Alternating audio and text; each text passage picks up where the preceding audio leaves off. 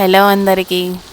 ఈరోజు వచ్చేసి నేను మా పిల్లలకి ఎగ్ ఫ్రైడ్ రైస్ చేస్తున్నాను. సో ఎగ్స్ వచ్చేసి నేను 10 తీసుకున్నాను. ఇవన్నీ పగలగొట్టుకొని వేసేసుకుంటున్నాను. నెయ్యి, ఆయిల్ యాడ్ చేసేసుకున్నాను ఇందులో. ఇప్పుడు ఇది బాగా మనకి వేగాలి. పెద్ద ముక్కల్లాగా కటింగ్ చేసేసుకోవాలి. ఇది చాలా సింపుల్ అండి ప్రాసెస్. చాలా టేస్టీగా కమ్మగా తినొచ్చు. పిల్లలు కూడా ఎంజాయ్ చేస్తారు. మనకు కూడా చాలా సూపర్గా ఉంటుంది. ఇందులో ఏం లేదండి, అసలు మన ఇంట్లో ఉన్న ఇంగ్రీడియంట్స్తోనే చేస్తున్నాము. ఆనియన్స్, చిల్లీస్, అల్లం ముక్కలు, కరివేపాకు ఇవన్నీ వేసేసుకోవాలి. 1 స్పూను సాల్ట్ వేసుకోవాలి. అలానే 3 గ్లాసులు రైస్ తీసుకున్నాను. నేను 3:30 తీసుకున్నాను.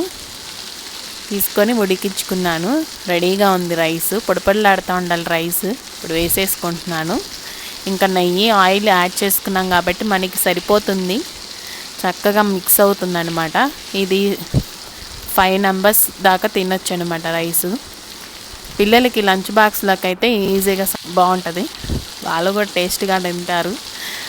ఇంకా బాగా వేయించుకోవాలండి. పొడిపొడిలాడుతూ ఉండాలి కదా, అటు ఇటు తిప్పుతూ ఉండాలి. ఇంకా మన మసాలా పౌడర్ అండి, బిర్యానీ మసాలా పౌడర్, కారం, సాల్ట్ సరిపడా యాడ్ చేసేసుకోవాలి.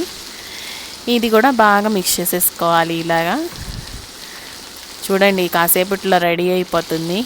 ఎంతో టేస్టీగా కమ్మగా మనం ప్రిపేర్ చేసుకున్న ఎగ్ ఫ్రైడ్ రైస్ రెడీ అయిపోయింది.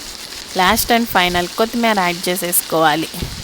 సో చూడటానికి కూడా చాలా కలర్ఫుల్గా ఉంది. చాలా సూపర్గా ఉంది. థ్యాంక్ యూ అండి.